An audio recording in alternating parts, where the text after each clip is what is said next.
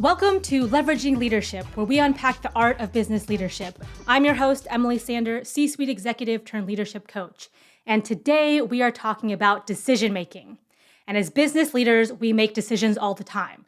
We make decisions on the fly, we make proactive planning decisions. Our decisions affect the people around us and the company as a whole. So we're going to go over a framework that's going to help you become a better decision maker. And the framework is called 3 circles. And the way it works is there's 3 circles in a math equation. So circle 1 plus circle 2 equals circle 3. And circle 1 is an external event. So it could be a situation that's unfolding in front of you. It could be an email in your inbox, but an external event. And then we're actually going to jump over to circle 3. And circle 3 is your desired outcome. So what do you want to have happen in this situation? And then we bounce back to circle 2 in the middle, which is what do you need to do or say in this situation to get to circle 3, or give yourself the highest likelihood to get to circle 3. So that's how it works. Let me give you an example. So an example might be that you are leading a team meeting and everyone's gotten settled in and sitting down, and you're about to open the meeting, and all of a sudden, Joe over here decides to have an outburst and starts, grumbling and yelling and complaining that, his team doesn't get any support, and this one project he's pushed for a long time is getting ignored, and this whole team meeting is a charade, and, nothing ever gets done about it. Okay, so that is your circle 1. That's the external event. And then you'll slip over to circle 3 really quickly and say, okay, what do I want to have happen in this situation?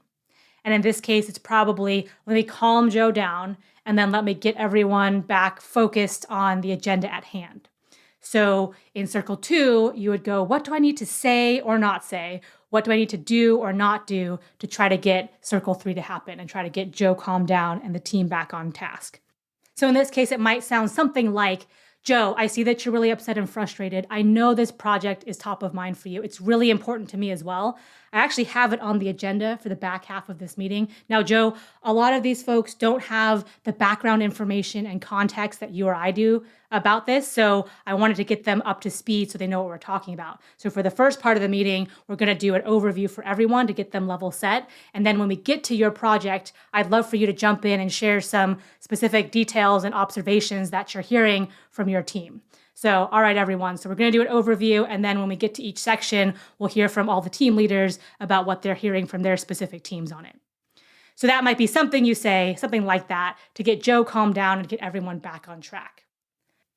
There's 4 key pieces or elements to highlight here. So the first one is what you do or say in circle 2 might not be what you feel like doing. So in that example, you might feel like yelling back at Joe and being, hey, buddy, like we've talked about this 12 times. Like, what's on the agenda for today. I know you know that. Why are you doing this right now? But instead, you choose a different path and go, okay, what's best for the group? What's going to be the most important thing for me to do as a leader in this situation? And you go that route. I was sharing this example with someone, and they said, Emily, is there like a secret circle 4 where we can take Joe out in the hall and punch him? And I said, 3 circles does not advocate violence, but I do give you props for trying to be creative with the secret circle 4. So all to say that in circle 2, you might have to do or say something you don't feel like doing in that moment. All right, second highlight is a lot of people just skip over circle 3 altogether. So they skip over defining their desired outcome, and they're left with a series of knee-jerk reactions to circle 1. So definitely take the time, and it can be a quick second, to say, what do I want to have happen here? Number 3, understand that circle 1 and circle 2 are separate. So a lot of people will just fuse the 2 together, and there'll be this almost automatic chain. So in that example, it might be, well, Emily, of course I yelled back because Joe yelled at me. So when someone yells, I yell back. That's just what happens. And know that there's a lot of daylight in between circle 1 and circle 2. There's an ocean between circle 1 and circle 2. And you always have a choice in that space. Which leads us to the 4th highlight, which is you own circle 2. So you are the sheriff of circle 2. Not so much with circle 1. That is an external event. So circle 1 is where life happens and where other people happen. But circle 2 is all yours. So you always have 100% control of circle 2. And let that be an empowering thing. So you might be sitting there going, so is it easy, Emily? Like you're saying it like it's supposed to be easy, like circle 1, 2, 3, okay. But in real life, it doesn't work that way. Certainly not. It isn't always easy.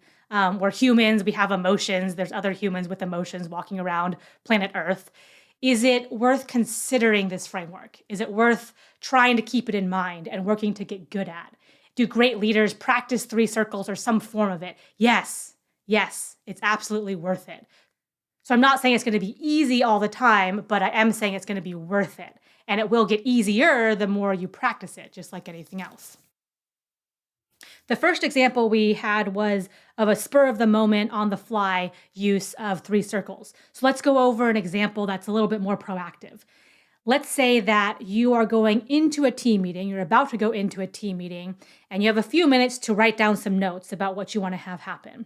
Or maybe you just think through what you want to have happen and make some mental notes.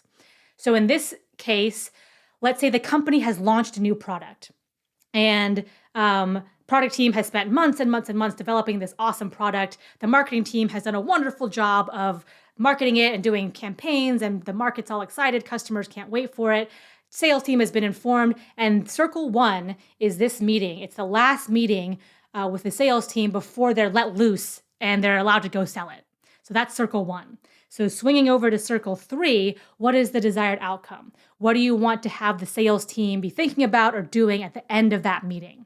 It's probably be really confident and informed about the product and can't wait to start calling people or can't wait to start getting on the road and going to tell their prospects or customers about this thing. Okay, so that's circle 3. Then we move back into circle 2 and say, okay, what do I need to say? And what do I need to do? How do I need to show up? And what energy do I need to bring to get to circle 3? And let's say in this example, you naturally are a little bit more reserved and you're kind of, matter of fact and logical. And here's phase 1 and here's phase 2. And now we're in phase 3. You've got to go sell this thing. But in order to best get yourself to circle 3, you know that you're going to have to amp up your message and you're going to have to amp up your delivery. And so to you, it's going to feel like you're maybe at like an 11 or 12 or 15 on a scale, but everyone else is going to perceive that as like an 8 or 9 or 10. So you know that the talking points and the content of your message is going to have to be a little bit more exciting, and the way you show up and come across and what you convey with your body language and emotion is going to have to be heightened as well. So just keep in mind that you can use 3 circles in any which way. It's very dynamic, it's flexible, it's fluid, and you can use it for lots of different scenarios. All right, so this one was short and sweet, but I think a powerful framework for you to have. So quick recap and takeaways. We've got a framework to help with decision making. It's got 3 circles, circle 1 plus circle 2 equals circle 3. Quick highlights are: remember to take a second to figure out what you actually want in a situation. What's the best outcome here? Also remember you have full control of circle 2, so be a great leader in circle 2.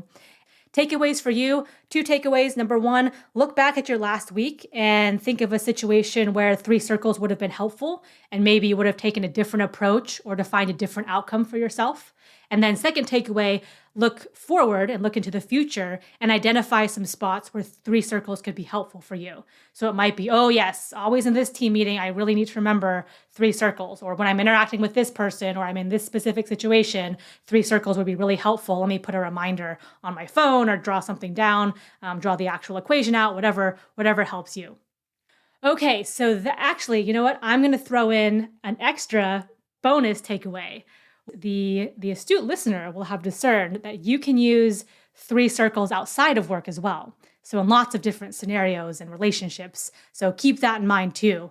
If you're, let's say, if you're having a disagreement with someone you care about, which I think a lot of people can relate to, and it's getting escalated, and it's getting heated, and it gets to that point where it's like, I want to give you a piece of my mind. And you can dislodge that kitchen sink and hurl it across the room. And that would be one way to go. Or you could take a step back and say, okay, what is ultimately at stake here? What's my ultimate concern? Oh yeah, it's the health of this relationship. It's keeping the peace. And you might take a different route, or you might take a different approach to circle 2, which might be, I hear what you're saying. It would be incredibly frustrating if I felt like that was happening. What if we did X, Y, and Z going forward? So weigh those in the balance. Compare those two circle twos. You got the kitchen sink or empathy, and which one has the highest likelihood of a good outcome. So I will leave you with that. I will leave you with kitchen sink versus empathy. And that's a wrap on this episode. Thank you so much for listening, and I will catch you next time on Leveraging Leadership. If you enjoyed today's episode, please like, share, and subscribe wherever you get your podcasts.